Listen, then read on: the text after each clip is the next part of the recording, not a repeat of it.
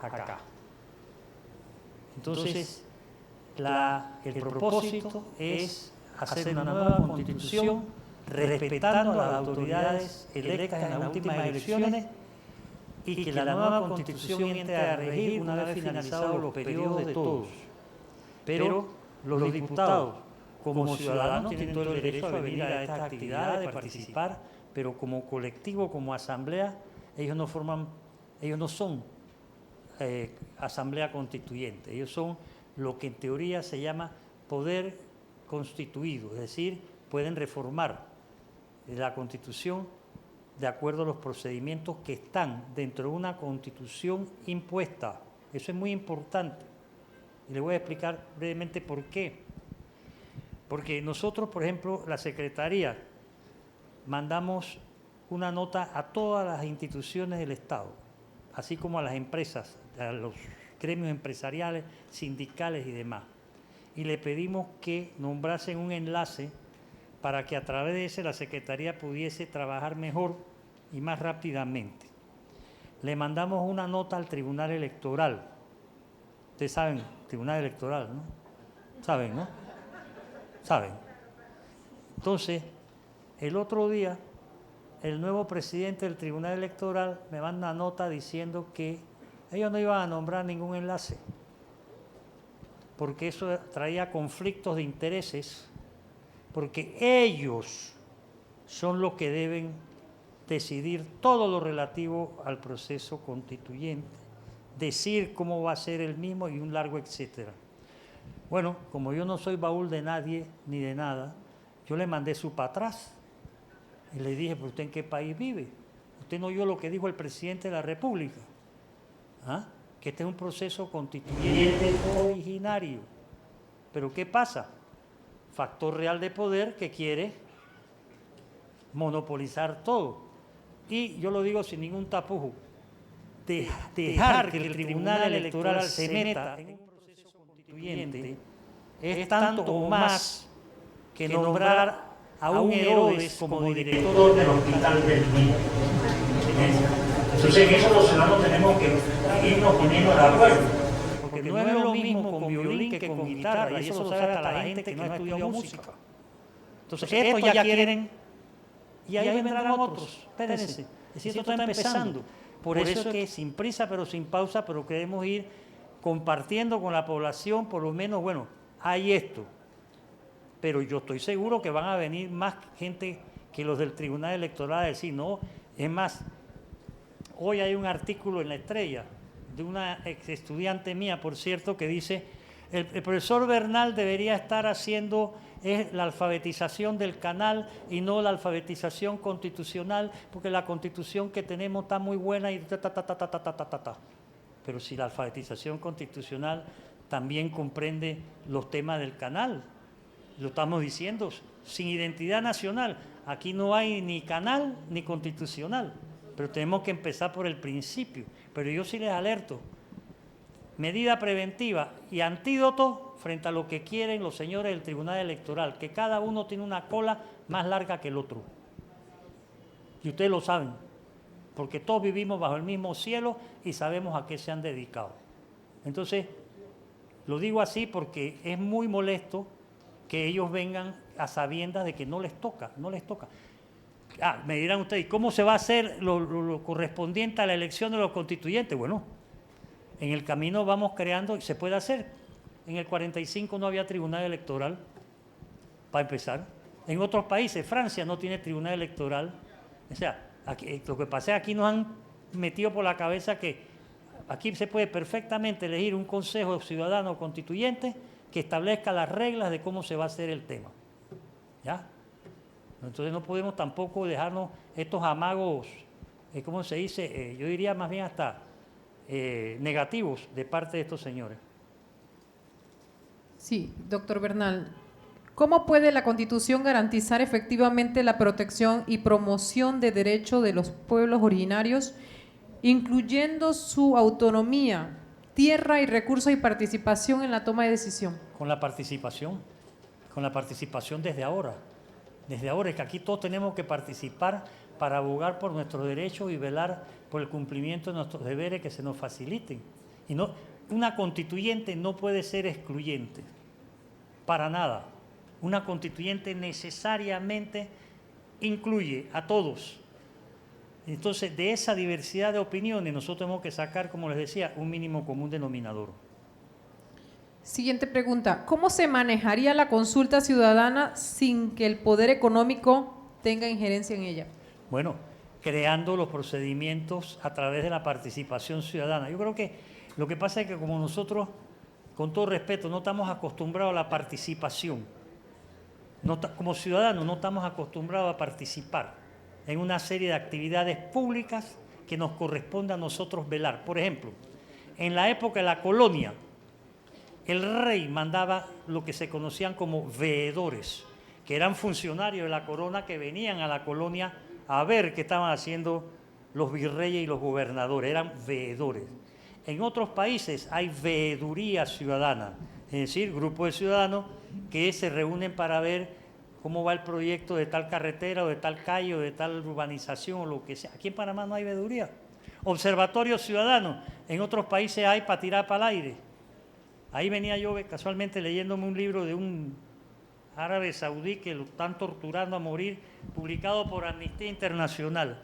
Amnistía Internacional es una institución que existe en 150 países menos, a ver, en coro, menos en Panamá.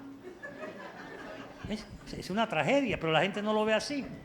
Y si yo le pregunto respetuosamente, levanten la mano los que conocen Amnistía Internacional, nos vamos a dar cuenta que aquí hay una mayoría absoluta. O sea, nosotros estamos, el mundo va para allá y nosotros vamos en el sentido contrario. Entonces tenemos que dar la vuelta y a ver si alcanzamos, aunque sea el último furgón, dígame. Si se aprueba una nueva constitución, ¿qué pasaría con los diferentes códigos?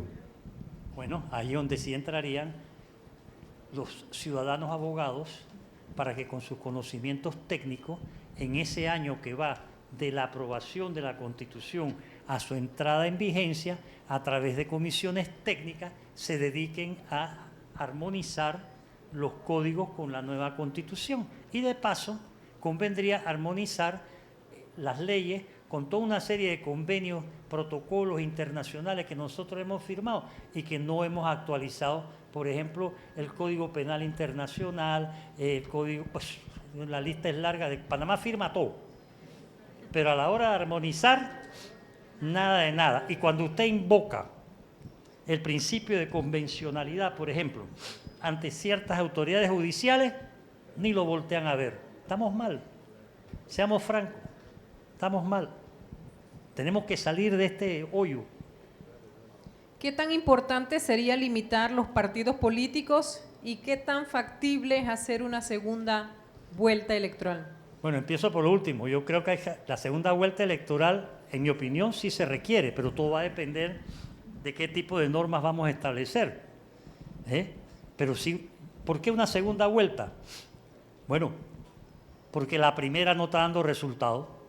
Está llevando minorías a todas las instancias gubernamentales hace rato. Entonces, una segunda vuelta bien montada, porque hay quienes se oponen también, contribuiría por lo menos a hacer verdad eso que se dice que la democracia es el gobierno de las mayorías.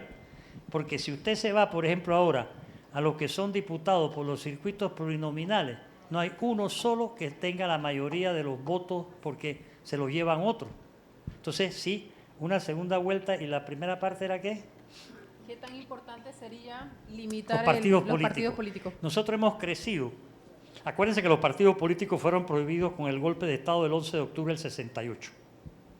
Y durante 10 años este país vivió oyendo todo lo que se decía sobre los partidos políticos, de todo, por escrito, por televisión, hablado, y en esa época decir que ser era político te veían feo, a tal punto que, por ejemplo, cuentan una anécdota de que cuando se dio el golpe metieron preso a un señor que vendía bolita, vendía la bolita, el presbítero Jenkins Góndola se llamaba, algunos lo recordarán, vendedor de bolita famoso. Y cuando lo metieron preso él iba gritando, pero si yo vendo bolita, yo no soy político, ¿por qué me van a meter preso? Porque habían metido preso a un montón de políticos que salieron por ahí mismo. Entonces los partidos políticos se nos hace creer que sin partidos políticos no hay democracia. Es que sin democracia no hay partidos políticos. Entonces, si estamos pidiendo una democratización, definitivamente que tiene que haber partidos políticos, pero hay que ver qué clase de partidos políticos. Aquí, bajo la Constitución del 46, había partidos municipales. Es decir, en varios municipios la ciudadanía se organizaba para, a través del partido municipal, llevar adelante una serie de proyectos en los municipios. El municipio desapareció con la Constitución del 72. Lo que hoy hay no son municipios, ojo, son corregimientos. Eso lo dice la Constitución vigente. La división territorial del país es provincia, distrito y corregimientos, no municipios. Entonces hay que recuperar el municipio. Y definitivamente sí, ¿por qué no los partidos políticos? Siempre y cuando respeten las normas correspondientes, ¿verdad? No podemos aceptar, digo yo, partidos políticos con criterios racistas o discriminatorios. Esas cosas no, pero eso es una decisión de todos. ¿La Constitución seguirá siendo rígida o se convertirá en una Constitución flexible? Eso va a depender nuevamente de todo. ¿Por qué?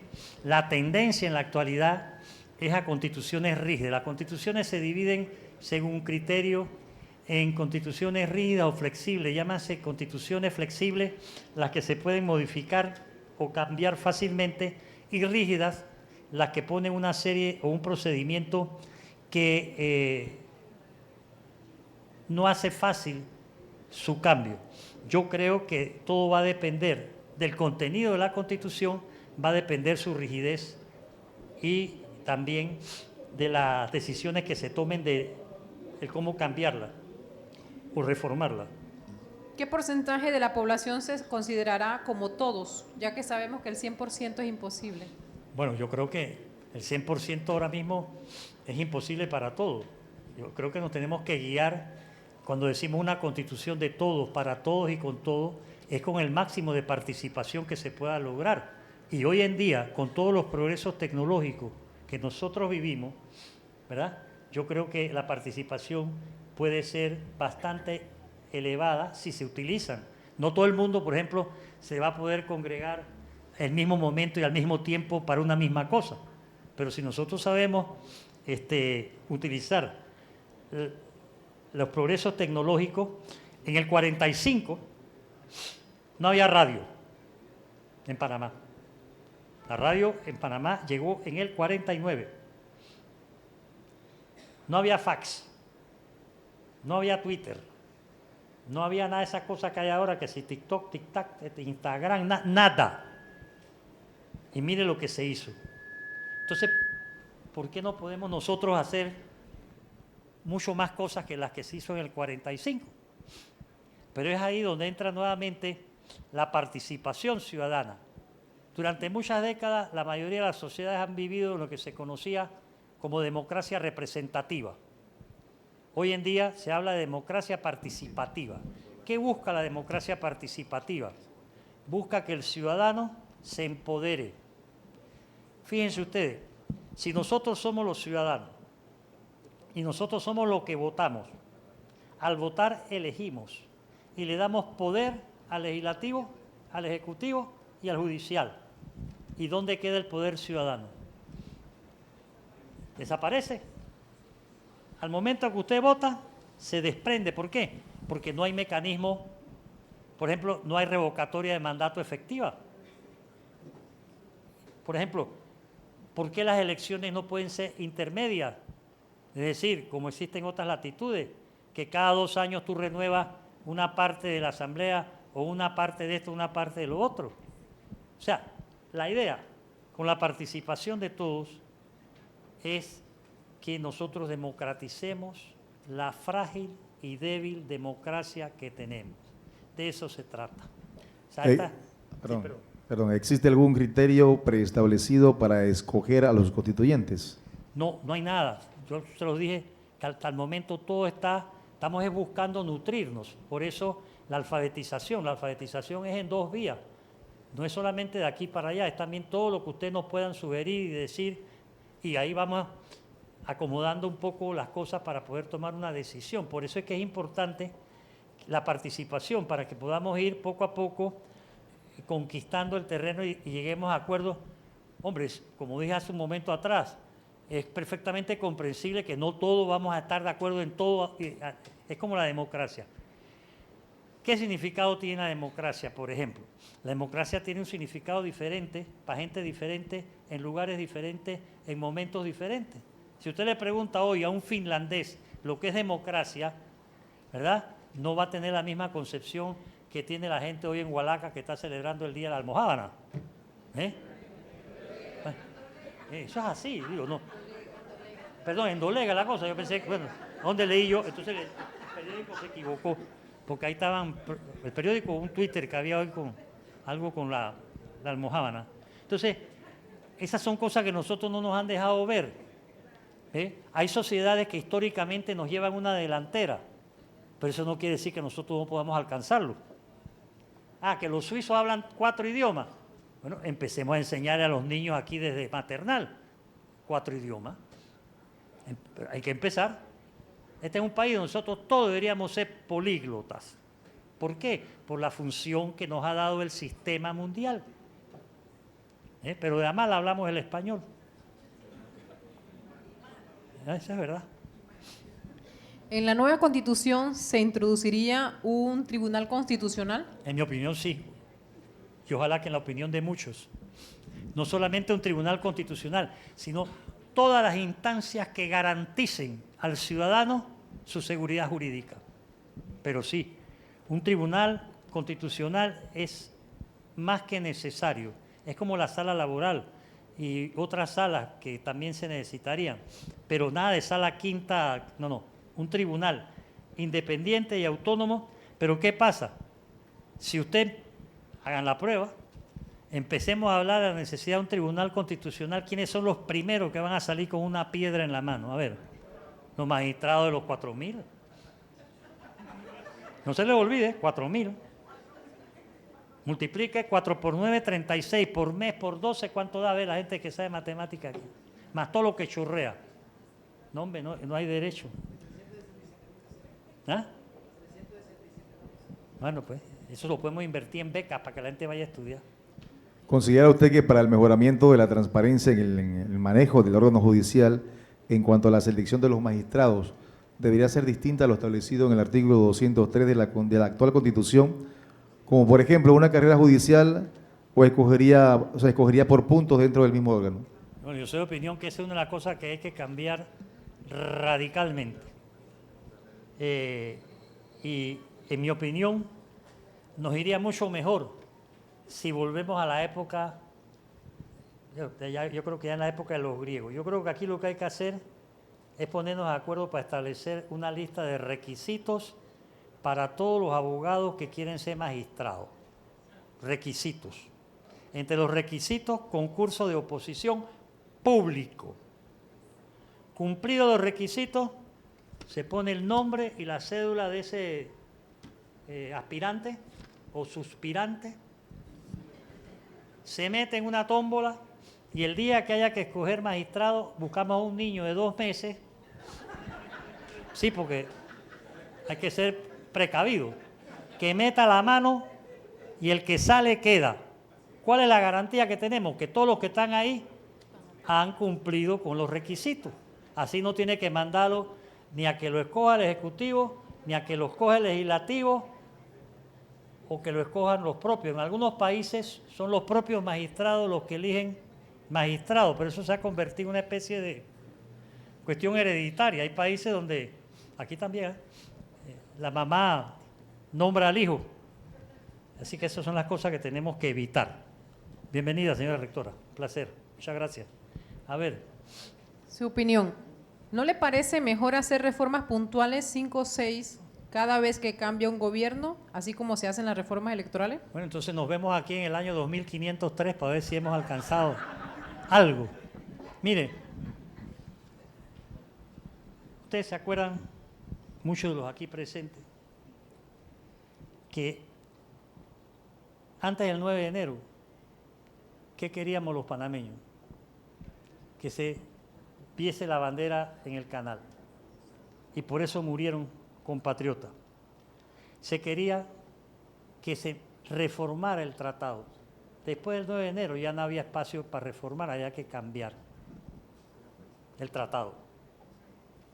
¿Por qué? Porque las circunstancias llevaron a que ya no había, y eso fue lo que se acordó primero en el acuerdo de Miguel J. Moreno con Bunker, que estableció las pautas hacia un nuevo tratado, que primero fueron los fallidos tratados 3 en 1, que no dieron pie con bola, y después vino finalmente el nuevo tratado. Con la Constitución, que no se nos debe olvidar, fue impuesta. Se reformó en el 78, se reformó en el 83, se reformó en el 93, se reformó en el 2004. 4 reformas. Ya, el periodo reformista se agotó. Tenemos que cambiarla. Y si usted hace un cálculo sencillo, si se decide reformar la Constitución, nos va a llevar mínimo este y el otro periodo, a menos que por un milagro aquí ya sería a través de la imposición del legislativo. Pero yo creo que es mejor que sin prisa pero sin pausa vayamos pensando en un cambio. Decía Maquiavelo en su libro El Príncipe que no hay cosa que los pueblos teman más que los cambios. Pero cuando Maquiavelo escribió El Príncipe, eso fue por allá por el siglo XVI. Estamos en el XXI. Estamos viviendo una época de cambios, de transformaciones. Hoy día lo que los ciudadanos más debemos querer es el cambio. Pero no el cambio para que nada cambie, como pretenden algunos, que usted pone esto aquí y dice, vamos a cambiar definitivamente todo. Ahí está el cambio. ¿Dónde está el cambio? Ah, porque moví el papel de aquí para allá. No. Entonces, pero eso conlleva también la necesaria convicción de cada uno de nosotros. Y yo sé, esto no se va a poder dar de la noche a la mañana. Por eso les decía al principio de mi exposición que se trata no solamente de información, se trata de motivación, de motivarnos los unos a los otros. Que cuando cada uno de ustedes salga de aquí hoy, ¿verdad?, se diga, no qué puede hacer la constituyente o el proceso constituyente por uno, sino qué podemos hacer nosotros por ese proceso constituyente. ¿Cómo puedo yo aportar? Ah, que yo no sé mucho de derecho. Bueno, pero algo tiene que saber de algo. Entonces, compartir eso y dentro de ello ir viendo cómo podemos mejorar normas, procedimientos, comportamientos, conducta. Este es un proceso de cambio que no debemos caer, repito, en la violencia. Por nada del mundo. ¿Por qué? Bueno, porque ahora mismo nosotros vivimos un malestar social que está ahí, que ya vieron lo que pasó el miércoles, o sea, miren qué terminó el asunto. Entonces, esa agresividad, esa violencia está a flor de piel y quedó demostrado en el 23 con lo de la mina. Entonces nosotros tenemos que ver bien que esta es una sociedad que vive una angustia como una montaña rusa, ¿no? Entonces, si no nos caminamos por las vías pacíficas del debate, de la conversación, del diálogo, del entendimiento, del buscar un mínimo común denominador, poco a poco, esto va a estallar. No vamos a hacer la excepción. Otros países lo han vivido antes. Nosotros entonces por eso tenemos que ver ahora mismo cómo hacemos para unir esfuerzos, no para defender un gobierno, no para defender a un ministro o a un diputado, no, para la protección de nosotros mismos, Los gobiernos pasan, los pueblos quedan, la ciudadanía tiene que fortalecerse, pero esa es una tarea dentro del cual todos tenemos que participar y que no, repito, no es una tarea de un individuo. O sea, aquí ni Superman que venga va a resolver los problemas solo. Esto tiene que ser una tarea en que todos tenemos que poner de nuestra parte lo mejor posible. ¿Por qué? Porque la democratización de la democracia nos corresponde a todos sin excepción, para que nadie venga después a querer llevarse, ¿cómo decirle?, que los honores, que gracias a mí, que ese caciquismo, ese caudillismo, eso también tiene que ir desapareciendo poco a poco. ¿verdad? Nosotros necesitamos gente, sí, que dirija, que liderice, pero de manera democrática, de manera participativa. Entonces, y con la modestia necesaria, los cambios nos toca hacerlos a todos. Que habrá gente que no quiere participar, bueno, que se aparte, que no se vuelva un obstáculo. Que no estoy de acuerdo, debatamos. Pero no que hagan como están haciendo algunos, que salen a desprestigiar un proceso antes de que empiece o a querer monopolizarlo, como los señoritos del Tribunal Electoral. Mucho cuidado. Fíjense, yo se lo digo así en español clarito. Hay gente de la cual uno tiene que cuidarse. Digo yo. Más preguntas.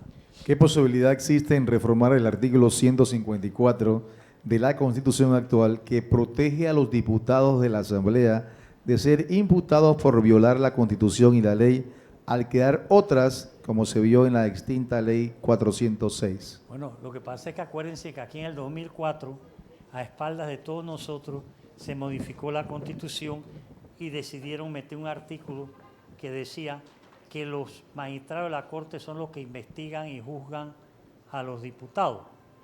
Y otro articulito que decía que los diputados son los que juzgan a los magistrados. Entonces, el resultado, caimán no come caimán. Y ahí están tranquilitos. Esas cosas son de las cosas. Por eso les decía hace un rato, agarren la Constitución impuesta, vigente, y vayan leyéndola. Y vayan poniendo una cruz en lo que usted como ciudadano considera que no se cumple, o en lo que usted como ciudadano considera que no sirve. Mire, a mí me da hasta pena, pero ese es un estatuto constitucional que está lleno de antinomias, y me corrigen los que son aquí abogados. ¿Qué es una antinomia? Cuando un artículo dice una cosa y otro dice otra cosa.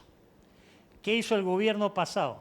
Se aprovechó de una antinomia, porque el artículo que habían introducido en el 2004 decía que el Procurador General de la Nación designará su adjunto, y en caso de que tuviese que salir del país o vacaciones, el adjunto asumía.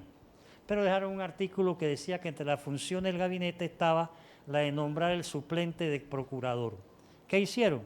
Nombraron el suplente de procurador y no dejaron que el procurador nombrara a su adjunto. Y por ahí, agarren la Constitución vigente y verán que por todos lados dice, yo he contado ya como 17 veces, funcionario público en la Constitución. Eso no es español, eso es un pleonasmo. ¿Por qué? Porque funcionario ya es público, servidor público sí, pero funcionario sin el público. Sin embargo, ya todo el mundo habla, porque la radio, en la televisión, los ministros, todo el mundo habla de funcionario, la propia Constitución. Eso me recuerda a mí un señor allá en Panamá que iba caminando por la Avenida Central. Se encontró con un amigo. Ramón, ¿qué es de tu vida? Y dice, aquí con un uñero en la uña que para qué te cuento. Y le dice el amigo, ese es un pleonasmo. Dice, pero es que no aguanto esta cosa. Nos vemos. Bueno, siguió caminando. Se encontró con otro amigo. Oye, ¿qué traes esa cara, Ramón? ¿Qué te pasa? Y dice, no, hombre, con un pleonasmo. Entonces así estamos en la Constitución, con pleonasmos, antinomias y una serie de errores gramaticales, de sintaxis. Todas esas cosas tienen que ser vistas. Entonces, ¿quiénes son los que se van a encargar de eso? Bueno, la gente que sepa de regla de ortografía, gramática, en el momento dado. Porque no podemos tampoco creer que vamos a elegir de constituyente gente que sabe todo de todo. O sea, todos tenemos que aportar y colaborar desde ahora. Entre más antes, mejor. Más preguntas. ¿Cómo podemos crear una nueva constitución violentando lo establecido? Esa pregunta se cae de su peso. Lo establecido nos está violentando. Así que no somos nosotros los que estamos violando nada, porque fue impuesta. Entonces, eso es lo que están trabajando los que no quieren cambio. Uno que ya lleva rato en estos menesteres, porque hace rato que venimos pregonando la necesidad, ya sabemos por dónde viene, o más bien dónde duerme la langosta. Mira, te dicen, Y en uno de esos folletos que yo escribí por ahí, que 100 preguntas, 100 respuestas, dice, no se puede llevar una constituyente porque eso trae incertidumbre. Digo, más de la que vivimos. Inestabilidad, más de la que tenemos. Problemas económicos, si estamos ahogados por los problemas económicos, pero no saben de qué palo ahorcarse los fugitivos de la constituyente para buscar el no hacerla. Entonces, de todos los gobiernos que ha habido aquí, desde el 90, después de la invasión, para acá, este es el primero. Y eso hay que reconocerlo. Que les caiga bien o nos caiga mal Mulino, eso es secundario. El primero que dice, vamos a hacer una nueva constitución. Si nosotros no aprovechamos la oportunidad de meternos de lleno a hacerla, pues en el año 2503 seguiremos que sí, que la constitución del 70... Ojo, yo sé que Mulino no le cae bien a mucha gente porque se pone bravo, porque esto, porque lo otro, bien. Pero no estamos aquí para discutir la personalidad o el carácter ni de Mulino ni de nadie. Estamos aquí para discutir nuestro presente y nuestro futuro, y sobre todo por los jóvenes que tienen más futuro que pasado. Entonces, tenemos que tomar con la seriedad necesaria el cambio. Ese es el mensaje de la participación. Pero sin participación no va a haber cambio. Nosotros no tenemos que estar de acuerdo en todo para caminar hacia el cambio.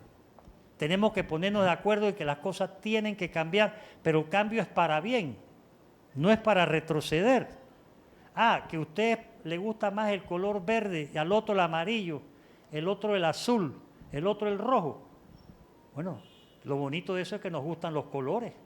El problema es que si usted quiere venir aquí a decir, bueno, o es este color o no hay color, como está pasando en muchas instancias gubernamentales. Y también tenemos nosotros que ir viendo, como alguien decía, Tribunal Constitucional, claro que sí. Y tenemos que ver cómo descentralizamos ciertas cosas, porque hay una concepción verticalista, tenemos que horizontalizar el poder. Si no lo horizontalizamos nos va a terminar de fagocitar, ¿ve? Porque el sistema está hecho para perjudicar al ciudadano, no para favorecerlo.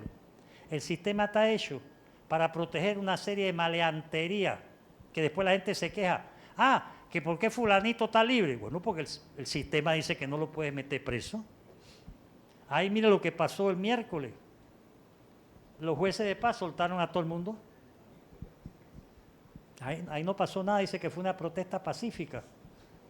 Tírele un bloque de cemento o de hormigón a una persona a 50 centímetros de altura para ver si no va a chillar. Entonces, estamos permitiendo cosas que no son, nadie, eso no quiere decir que uno esté en desacuerdo con las reivindicaciones sociales, todo el catecismo, pero una cosa es con violín y otra cosa es con guitarra, nos estamos yendo de bruces, estamos abriendo las puertas a una violencia que no forma parte de nuestro proceder y eso va a ser aprovechado. Miren lo que hizo Trump, ahora que todo el mundo está pendiente que si Trump llama o no llama, ¿verdad? Sí, porque Panamá el viernes pasado se paralizó, la gente que no, yo no puedo salir porque estoy esperando que a ver qué dice Trump. ¿Así fue o no fue? Acá no fue así. Claro que sí. Mire. ¿Qué hizo Trump antes de ayer? Ojo. Dictó una executive order, que es como los gringos le llaman a las órdenes ejecutivas, porque ellos tienen un sistema que le da unos poderes al presidente bastante grandes. Y rayó la prohibición que existe desde 1977 en las leyes norteamericanas que le prohíben a los ciudadanos estadounidenses y a las empresas estadounidenses sobornar. ¿Ese mensaje para quién es? A ver, si aquí hay un montón de gente que anda aguaitando, no si Trump llama, sino, vengan a sobornarnos. ¿Por qué? Porque el sistema se ha hecho para eso. Se ha hecho para eso. Tenemos 30 años, para no hablar para atrás y no herir susceptibilidades, ¿verdad? Tenemos 30 años de vivir entre soborno, coima, esto, lo otro. Esto no puede ser. Al punto de que aquí, hoy la gente cuando ve a alguien que es honrado o honesto, dice, vea el pobre huevado ese. No te digo yo. ¿Ah? Ahora que puede, y te van. ¿No? O sea, esto no puede seguir así. Digo yo, pues. Entonces, ahí entra el cambio que tiene que ser constitucional. Esto no es cuestión de que vamos a cambiar. Por ahí había un poco de gente hace un par de años y que si cambiamos 2 artículos de la Constitución, cómo se eligen los magistrados, todo va a caminar. Hombre, ojalá eso fuera verdad. Yo sería el primero en estar ahí apoyando eso. Esto tiene que ser... O sea, y una Constitución no es sacar un artículo o 2 artículos. La Constitución tiene que ser una concepción, aparte de participativa, de todo, tiene que ser una concepción global. Es como una ley, ¿verdad? Las leyes cuando se hacen dicen que tienen que ser erga omnes, es decir, para todos. Tú no puedes hacer una ley de que, bueno, vamos a favorecer a Juancito Trucupé y vamos a hacer tal ley. Las hacen, pero eso no es así. Entonces, tenemos que ir viendo, y son muchos los cambios que tenemos que hacer, y lo bonito sería que nos organizáramos para ir viendo, bueno, cuáles son los cambios en la gente que tiene más experiencia, más conocimiento, más todo, para ir proponiendo los cambios. Y este es un país que ha dado, hoy por hoy, estamos subestimándonos. Yo leía el otro día que Panamá era el país de América Central que tiene más profesionales per cápita. ¿Dónde están? No están donde deben estar porque no los dejan estar, porque el clientelismo manda, porque el populismo es el que decide las cosas. Entonces usted ve esos pelados que estudian, se gradúan, salen de la universidad y usted lo ve paseando con el diploma, ¿no? Que no saben por dónde ir. Termina manejando Uber o termina en un call center, los que hablan inglés, ¿no? Entonces, eso no es justo. Y por eso le decía hace un momento atrás que tenemos que meter la mano porque hay muchos estudiantes que se quieren ir. O sea, o ya no, se van y no quieren volver. Entonces, eso también necesita ser corregido. ¿Más preguntas? Sí, tenemos ya dos preguntas para finalizar. ¿Qué derechos y deberes tendrán los jubilados en la nueva Constitución? Hay que preguntárselo a los jubilados. Si me lo pregunta a mí, yo digo, los jubilados son los primeros que deberían estar ya sesionando. Hay 29 asociaciones de jubilados. Ya por ahí la cosa no anda muy bien. Tienen que unirse y ver cuáles son los derechos que ellos requieren. Y ahí tampoco vamos a inventar la rueda, porque a nivel mundial los jubilados han ido logrando conquistas sociales que en Panamá no han llegado. Usted va a otros países y usted ve que los jubilados tienen, ¿cómo decir?, lugares de esparcimiento donde pueden ir, ¿verdad? Tienen no solamente descuentos, que es el lío para que te den los descuentos de jubilado, ¿verdad?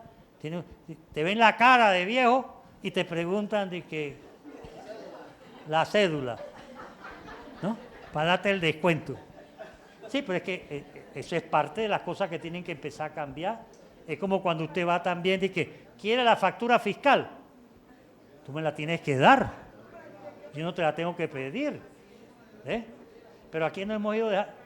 Entonces, todas estas cosas, entre los jubilados, sí, hay una serie de derechos. Hay un pacto económico, por ahí creo que se lo repartían, pacto económico de derechos civiles, Pacto Internacional de Derechos Económicos, Sociales y Culturales. ¿Cuántos de estos derechos económicos, sociales, culturales, económicos en Panamá se le aplican a los jubilados?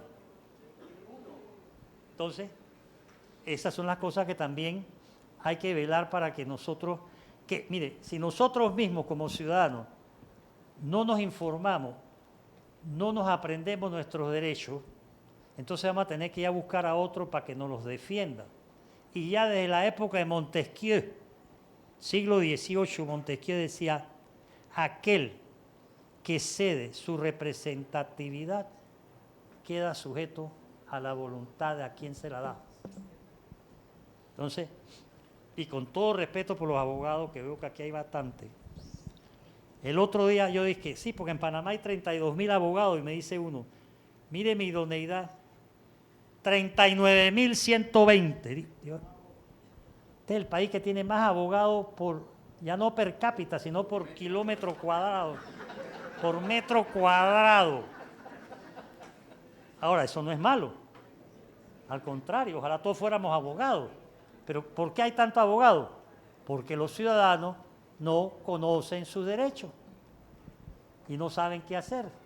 La madre que le lleva a un hijo que está sentado en la vereda a las 10 de la noche, se lo lleva a la policía, ella no sabe que ella puede ir e interponer un habeas corpus ella misma ante la autoridad que se llevó al hijo sin orden escrita, Entonces, ¿qué hace esa madre? A las 10:30 de la noche está llamando a la comadre, oye, ¿tú no conoces un abogado? Sí, hombre, llámate a Felipe y dame el teléfono. Señor Felipe, aló. Sí, mire, la señora tal que mi hijo se lo llevaron. Ah, ¿usted vio la hora qué? Yo para ir allá, déjeme ver, pero tiene que darme un adelanto. Hay abogados que viven de eso. Y la señora va y le da el adelanto. Y al abogado, unos desaparecen, otros cuando van con el adelanto le dicen, es que el secretario me pidió más. Y por ahí se va y el muchacho está preso. Y eso está pasando todos los días en cantidades industriales, como les decían antes, lo del metro. Ese muchacho que me llega al aula y me dice que el policía lo detuvo cuando se bajó del metro y cuando él le preguntó, ¿pero por qué me arresta?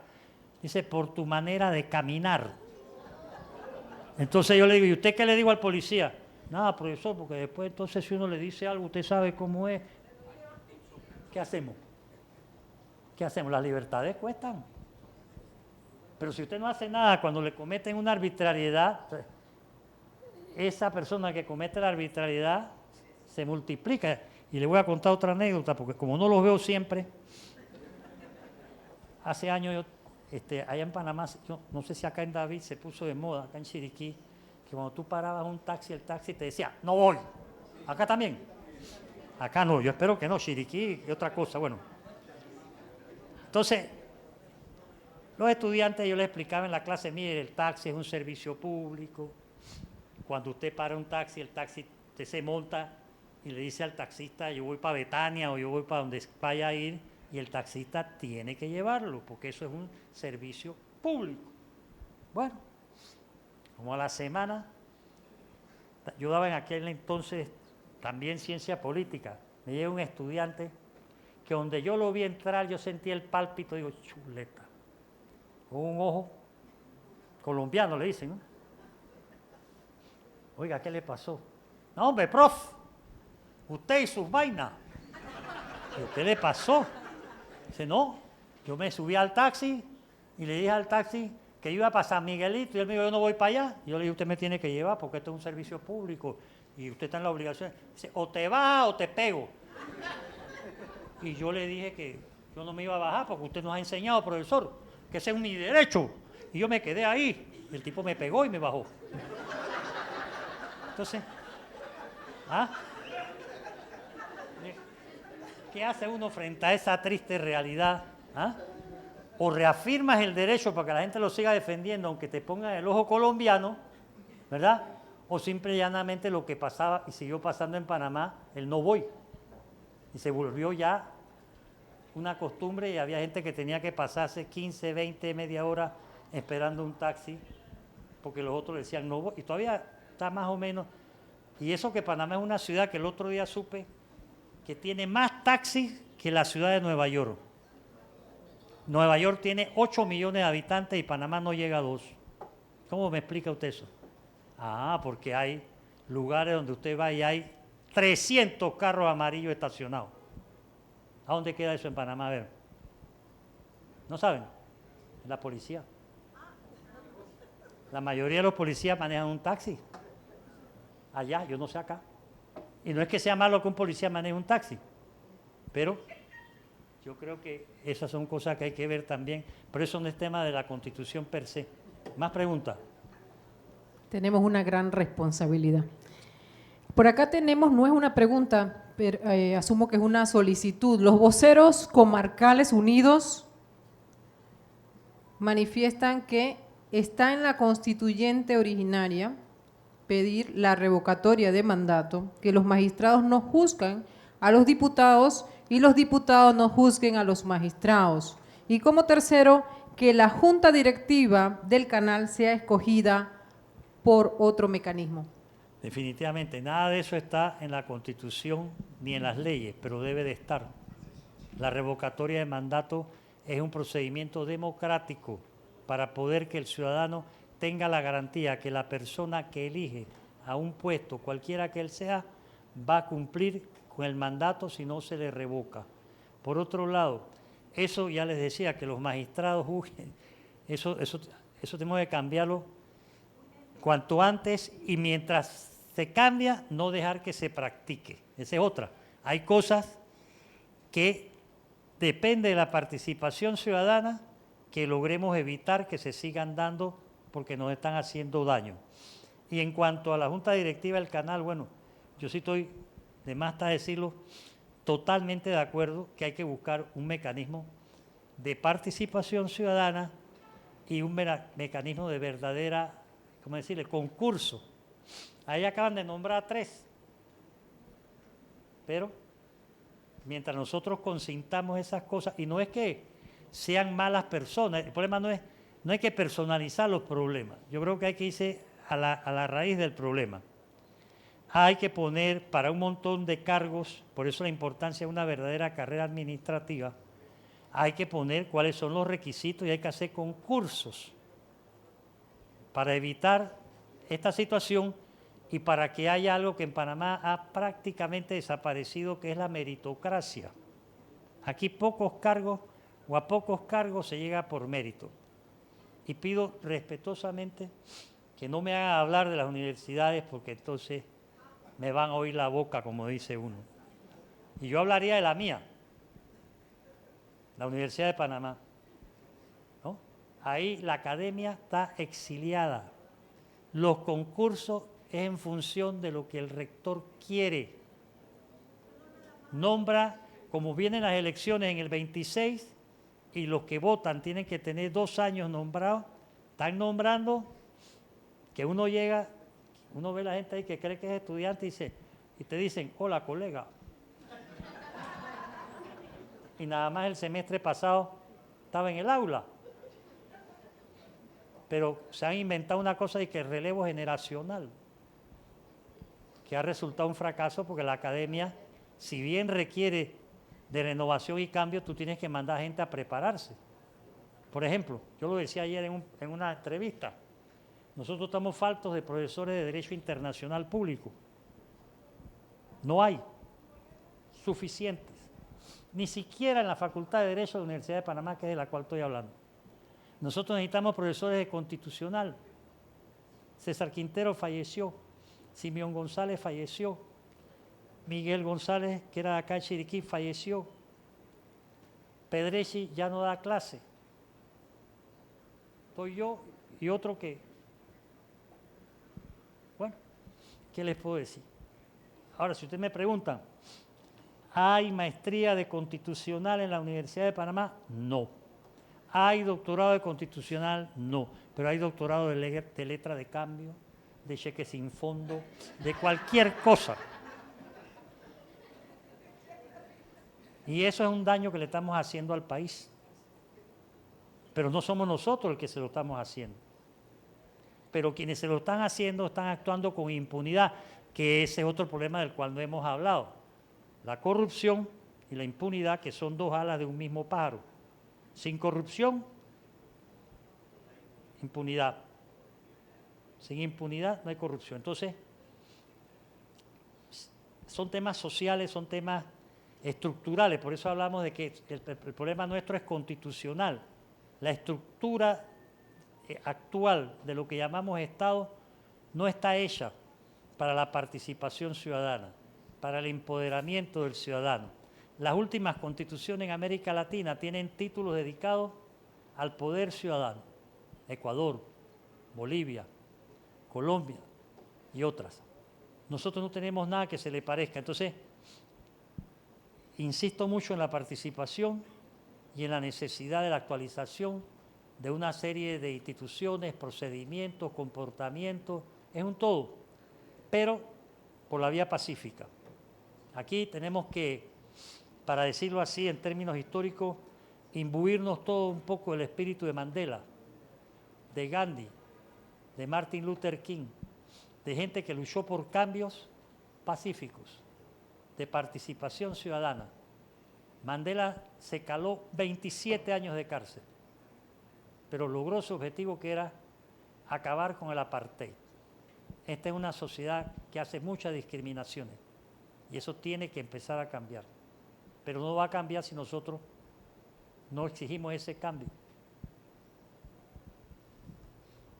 Gracias, sí, muchísimas gracias. Muchísimas gracias al doctor Miguel Antonio Bernal por sus respuestas. Se trató de que las preguntas pues se leyeran prácticamente en su mayoría. Por el tiempo a lo mejor no terminamos, pero queremos agradecerle a todos ustedes por todas esas inquietudes que han tenido a bien hacerle al doctor Miguel Antonio Bernal. Estas que faltan, me dice el profesor Jacob Carrera Spooner, que vamos a responder en línea. Pero sí quedaron algunas por allí, pero el tiempo ya no nos va a dar la oportunidad.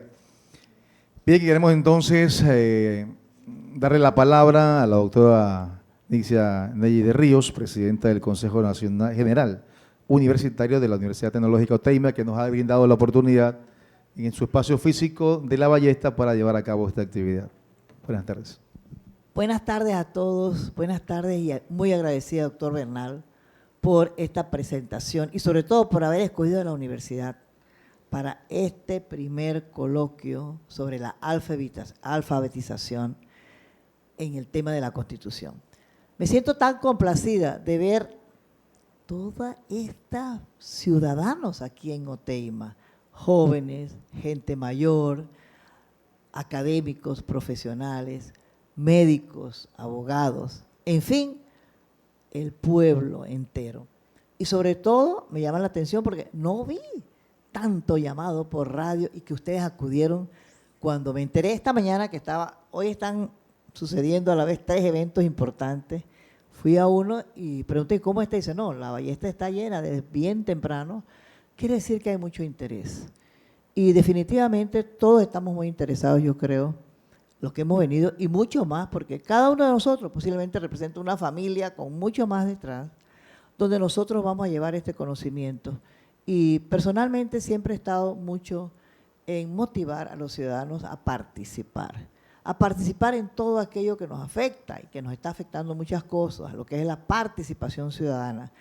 Especialmente en este momento, nosotros tenemos que hacernos sentir y llevar este mensaje a nuestras casas, a nuestros hogares, para que la próxima reunión sea todavía, tal vez en un recinto más grande y más concurrido que este que ya está bien concurrido, porque definitivamente lo que nos aqueja a nosotros en este país, a todos, y nos duele, es la corrupción. Que de ahí deriva todos los males que tenemos, la pobreza, la falta de educación y todo lo demás. Y pues definitivamente solamente podemos cambiar ese estado de corrupción generalizado si nosotros nos tomamos la tarea de un verdadero cambio en la Constitución. Nosotros como Universidad Tecnológica Oteima próximamente estaremos firmando también un convenio con la Secretaría Presidencial para la Reorganización del Estado y Asuntos Constitucionales, CEPRESAC. Nosotros estaremos adelante siempre en este tema y propiciando que aquí y en otras provincias y a través de otros contactos, otras universidades particulares que están en nuestra red, podamos nosotros llevar adelante este mensaje. Doctor Bernal, cuente con nosotros y quiero agradecer a los organizadores de este evento y todos los aquí presentes por acudir a este primer llamado, que espero sea algo que en el futuro sea una forma de mostrar lo que los ciudadanos en Chiriquí queremos. Usted mencionó algo que ayer estuve en una reunión justamente de la influencia del canal en los territorios. Definitivamente la falta de equidad se ve también en esos nombramientos en la Junta Directiva del canal.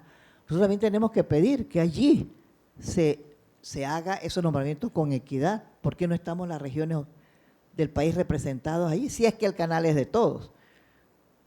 Estaba el señor Ramírez, pero creo que se le venció el periodo, no sé por qué. Yo estaba muy contenta que estaba Oscar Ramírez y de pronto vi que fue uno de los que ya no está. No sé si es que se le venció el periodo, pero nosotros debemos luchar también porque si ese es el bien más importante que tenemos en este país, entonces si es de todos, también queremos participación en esa junta directiva. Por lo que me pareció muy bien que usted lo mencionara. Bueno, gracias a todos los presentes. Gracias, profesor Jacob, por usted siempre estar al tanto de estos temas y traerlos a la Universidad Tecnológico Teima. Muchas gracias.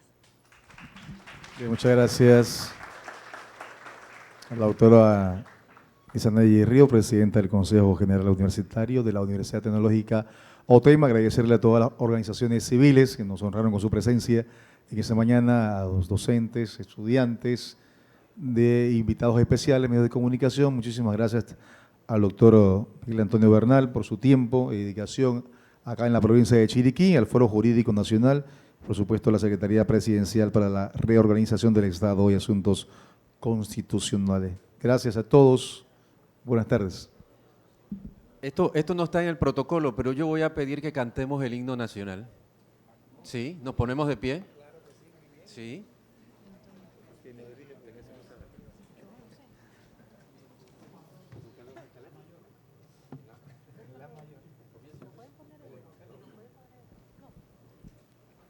Uno, dos y tres. Alcanzamos por fin la victoria en el campo feliz de la unión. Con ardientes fulgores de gloria se ilumina la nueva nación. Con ardientes fulgores de gloria se ilumina la nueva nación. Es preciso cubrir con un velo del pasado al Calvario y la cruz. Mis pecadores, el azul de tu cielo, es tu cordial, la espléndida luz. En tu beso acaricia tus lares, al compás de sublime canción. Ves rugir a tus pies ambos mares que dan rumbo a tu noble misión. Alcanzamos por fin la victoria en el campo feliz de la unión. Con ardientes fulgores de gloria se ilumina la nueva nación. Con ardientes fulgores de gloria se ilumina la nueva nación. Tu suelo cubierto de flores, a los besos de tibio terral, terminaron guerreros fragores, solo reina el amor fraternal. Adelante la pica y la pala, al trabajo sin vacilación, y seremos así presigar de este mundo fueras de Colón. Alcanzamos por fin la victoria en el campo feliz de la unión. Con ardientes fulgores de gloria se ilumina la nueva nación. Con ardientes fulgores de gloria se ilumina la nueva nación. ¡Viva Panamá! ¡Viva Panamá!